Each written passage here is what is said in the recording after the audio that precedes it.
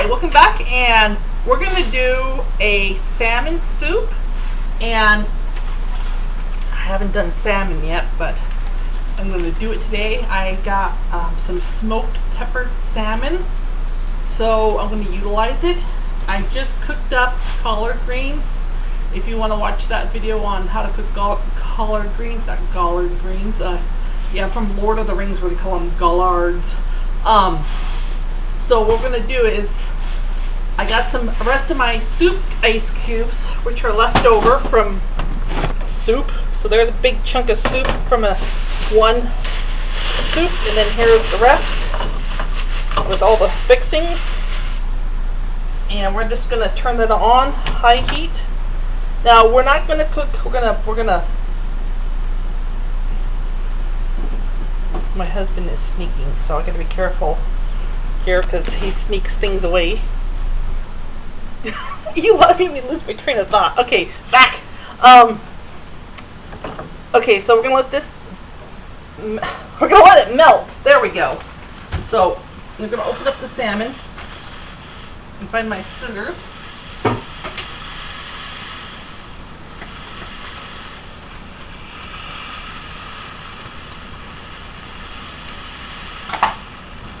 Now, again, if this had, if you had some gravy that you wanted to add to this, let's say I had a packet full of gravy, and I wanted to reconstitute the gravy, always make sure to add some of these broth cubes to it so it doesn't burn on the bottom. That's a quick tip.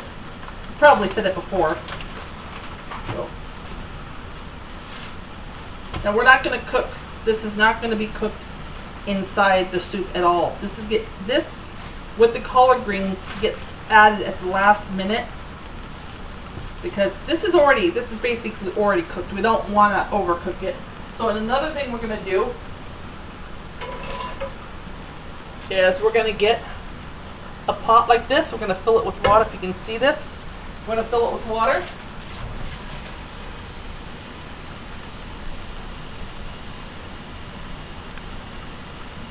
Soup is one of these things where it's amazing the combinations. You don't have to go to a recipe book for this.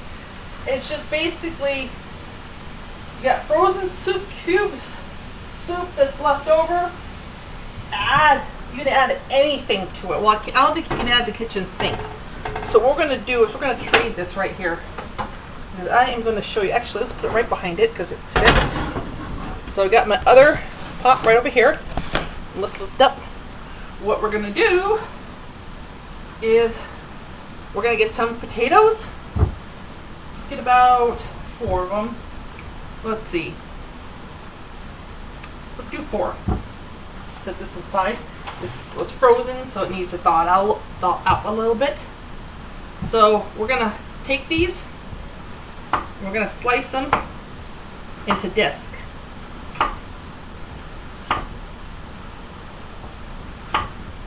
Okay, so like this. Now what we're going to do with these is we're going to cut these in half, and then half again, and then we're going to cut them lengthwise. So they're going to look like little cubes. And this is a great way.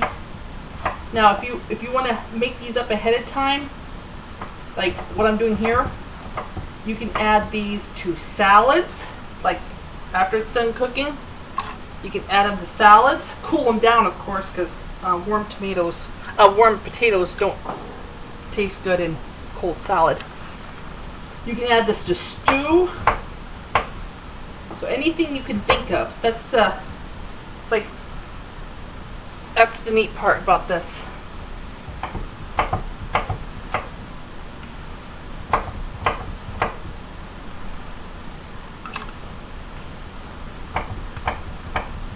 Yay, you get to watch me cut potatoes. And the thing is, with these, you can actually cut them any size you want. If you want to leave them this size, almost looks like a french fry, but this is what you would do if you cut them like that. It's a french fry. You can leave them like that if you want. You can make them bigger. You can make them bigger squares. I like making them small like this because then when you put them in soups, then they're bite-sized.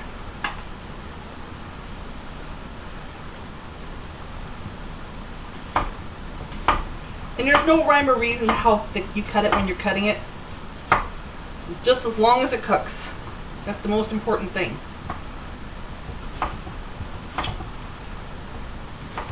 And the reason we're doing this is because this gets rid of the starch. And we don't like starch. This is how you would make, you should make hash browns, a video of the hash browns. This is the beginning of hash browns. Because you want to get the starch. It's not good to have the starch. There's a restaurant downtown, which I won't mention.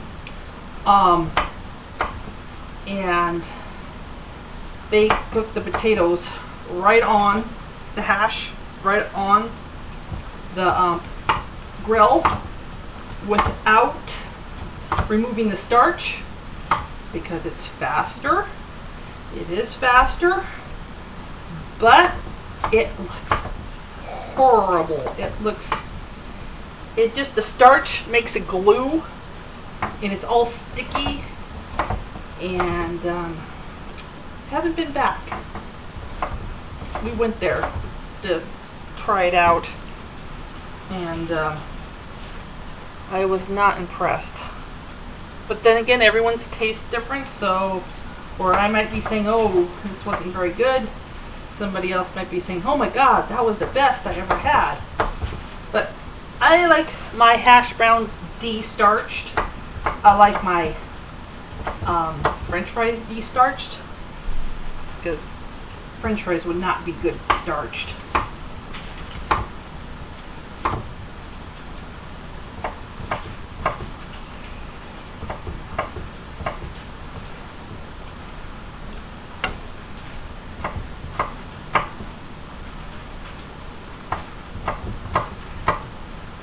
Some people add, when they cook this, French fries or hash browns, they add sugar. Not everyone does, but some people do, especially in French fries. I wouldn't know what that would just probably make your French fries sweet. Kind of caramelize them, I guess. I guess people like that, but I don't know. Adding sugar to French fries. Okay, so enough about me yammering about French fries. There it is. I'm going to turn that on high and make sure the burner turns on. Always check if you got a gas burner. Always lean down to see if that's on, because a few times I've turned my gas oven on. I'm like, what is that gas smell? Like, oh. So let's get back. So we've got both of our things cooking now. We're going to bring this to a boil, and we're going to let it boil for about 1 or 2, well, we're going to bring it to a boil and then let it boil for about 2 minutes. You're going to see about all this white stuff come up on the top, and that's the starch that's starch. It's like when you cook noodles and you see all that white film on top, that's starch. And that's what we want to get rid of. It's the stuff that it's all, you can see it on the knife here, it's all sticky. It's sugar, basically. It's the potato sugar.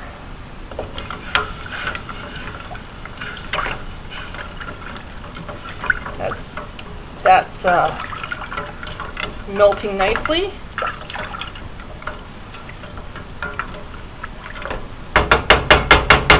Actually, we should have had that on high too, but I don't know why I didn't put it on high. So let's see what timer we're on. Okay, so we got our potatoes, our broth, our salmon, which is still fine outside. Let's see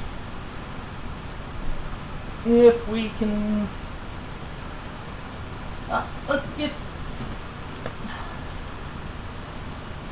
Let's put some. Now, when you're adding different things like fish sauce and rice vinegar and anything to add flavor to your soup, keep in mind that this isn't a full batch, so anything you do to it, like if you want, I want to put a jalapeno in it, right? It's going to be concentrated, so the jalapeno is going to make this. Now if you like it, great, but if you don't want to set yourself on fire, maybe add like 2 slices, like 2 little discs of jalapeno, because this is such a small amount of liquid, you don't want to add the full amount.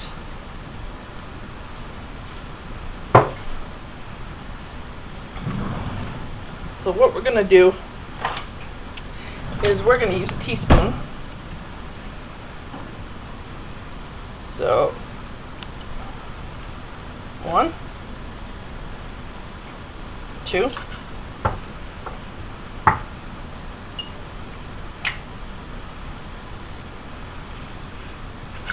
that should be enough.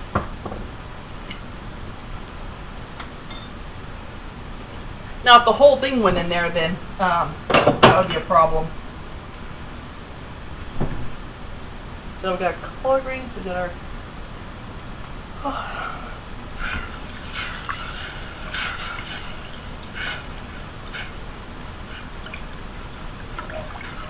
once you get into the routine of making soup on a regular basis, it's like you already have enough of the broth cubes saved up, so you just keep on making more soup when needed, and you add to it.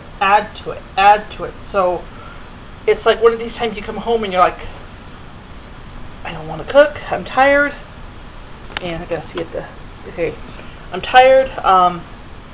How easy is it to melt ice cubes? I mean, seriously, all you do is put the ice cubes in the pot, turn it on high, bring it to a boil, and then while this is cooking, at the same time, this is also cooking. So it's like, if you get these, you can already have these, you can have these already done ahead of time if you want, and put in the freezer. So all you would have to do, if you had these in the freezer, over here, if you had the potatoes in the freezer, already cooked like that, take them out, bring this to a boil, put them in, and then when they're taste them, when they're unfrozen, because they'll cool down the broth a little bit, but as soon as they're done, voila! And then you can add, carrots. I'm if you want to save money, soup is where it is. And then what you do is you base your meals around what you made with the soup. The chicken can be made into tortillas, and or pancakes. And I rave about soup because it saves money. And it's at this part when you get used to it, and then you're doing this is nothing. It's fast. Okay, be right back.